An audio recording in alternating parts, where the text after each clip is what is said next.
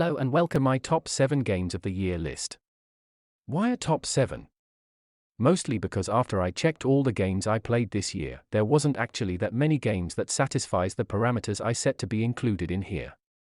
You may wonder, what are those parameters? Wonder no more. Here are the 2 requisite a game needed to pass in order for me to consider them for this list. 1. The game needed to be released in the last year, starting from December of 2020. 2. I need to have finished said game, or at least I need to have seen most of what the game has to offer.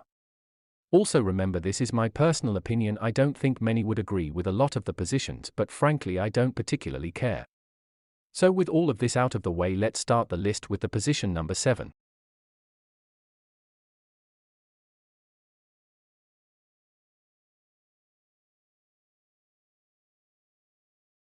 This is a game that I enjoy playing when I'm not in the mood to play anything else. It's a calming and relaxing game. Until some freaking asshole decided to build his house in some weird position and ruin the perfect symmetry you were going with your town. All in all, I think this is basically a better version of the developer previous game, and I think I can see myself keep playing this game in the future, even just 5 minutes to try and relax.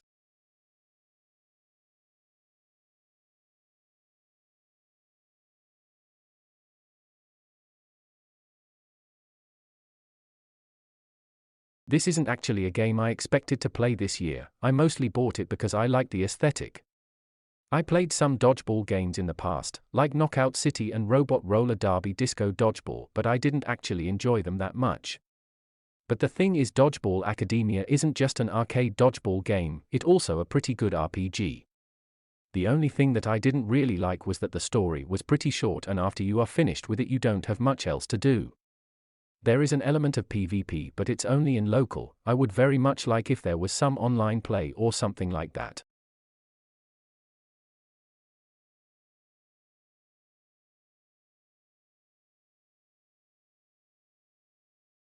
This game need no presentation if you follow the channel. This was a game that I was actually waiting for a bit this year, and it didn't disappoint. It's a pretty good visual novel, with some good comedy, some good voice acting, and pretty good characters.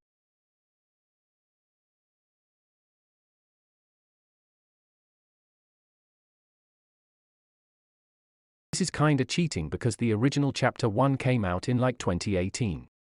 But this year Chapter 2 came out, and it's a lot bigger and more interesting than Chapter 1.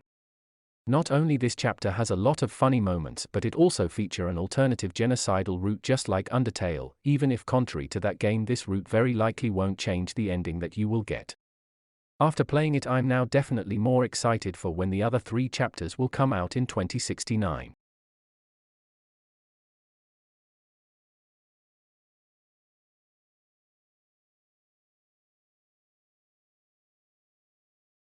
Another kinda cheaty entry. This isn't really a game, but it's the final DLC for one of my favorite games of all time. Not only did it add 2 new different characters, a new alt path and alt for all the other existing characters, but it also added a proper ending to the game. And even if I still didn't get Dead God, I did the most skilled thing I will ever do in my gaming career and fully beat Tainted Lost.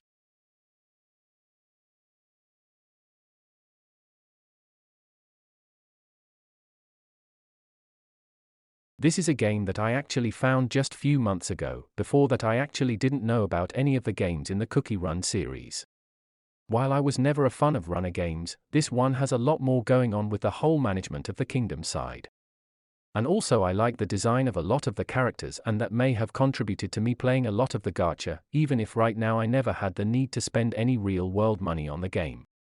Also, the fact that in my first few pulls I got 2 of the best cookies in the game may have made me enjoy it a lot more than other people.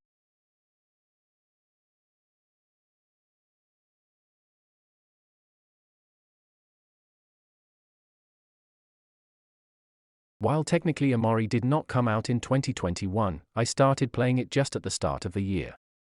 Anyway, not only the game has a beautiful pixel art style, and it's a pretty good RPG with some interesting mechanics, but it also has one of the better story in any games that I played in a long time. I won't spoil it for anyone that didn't yet play the game, but I have to say that at a certain point I almost cried, and that is a thing that rarely happens with a game. And that is all. This was my top 7 games of 2021 list. Tell me in the comments what are your best games of 2021 and tell me if you like this kind of video and would like to see more like it in the future. Anyway, thanks for watching, bye.